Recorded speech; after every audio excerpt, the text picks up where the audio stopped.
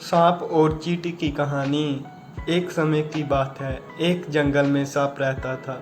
सांप जंगल के छोटे मोटे जानवरों जैसे चूहा, मेंढक, छिपकली, गिलहरी, पक्षियों के अंडे को खाकर बहुत बड़ा और मोटा हो गया था।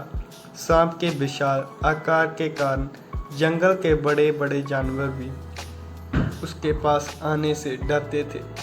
जंगल के छोटे छोटे जानवरों ने सांप की शिकायत हाथी और शेर से भी की, किंतु शेर और हाथी भी उस विशाल सांप का कुछ नहीं कर सकते थे, क्योंकि जब भी वह सांप को समझाने जाते तो सांप अपना विशाल फन लेकर उनके सामने खड़ा हो जाता था।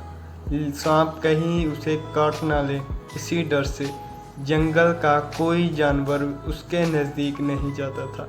धीरे धीरे सांप को यह घमंड हो गया कि जंगल का कोई भी जीव उसका सामना नहीं कर सकता। सांप ने सोचा कि जब जंगल का राजा शेर ही मुझे डरता है, तो क्यों ना मैं भी एक राजा की तरह किसी विशाल घर में रहूं। यह सोचकर सांप एक विशाल बरगद के पेड़ के बिल में रहने लगा।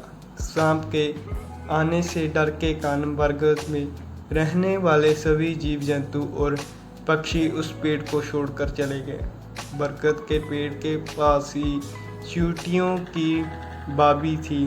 सांप जब भी कहीं जाता तो उस रास्ते में चींटियां मिल जाती थी। चींटियां हमेशा अपने काम में व्यस्त रहती थी और सांप को नमस्कार नहीं करती थी।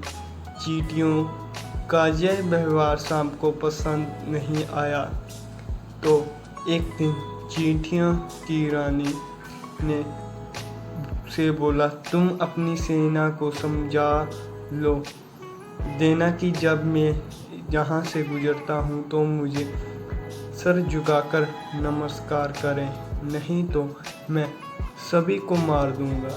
सांप की बात चींटियों की रानी को बिल्कुल भी पसंद नहीं आई और उसने सांप की बात मानने के इनकार कर दिया। सांप ने गुस्से में आकर अपनी पूंछ से चींटियों की बाबी पर प्रहार किया, जिससे उनके घर को काफ़ी नुकसान पहुंचा।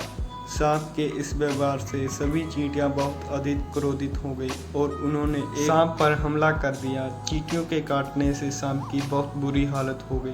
धीरे धीरे चींटियों की संख्या बढ़ती जा रही थी और सांप अपने एहसास महसूस करने लगा। आखिरकार चींटियों के हमले से सांप की मौत हो गई और जंगल के जानवरों को उस खतरनाक सांप से मुक्ति मिल गई। शिक्षा। हमें इस कहानी से हमें शिक्षा मिलती है कि कभी भी जीव को छोटा समझकर उस पर अत्याचार नहीं करना चाहिए। तो एकता में बल होता है, एकता में बहुत शक्ति होती है। आपको ये हमारी कहानी कैसी लगी कृपया करके कमेंट सेक्शन में ज़रूर बताना और आपको अगली कहानी हम जल्दी ही पहुंचाएंगे। हमारा चैनल सब्सक्राइब करना मत भूलिए। धन्यवाद।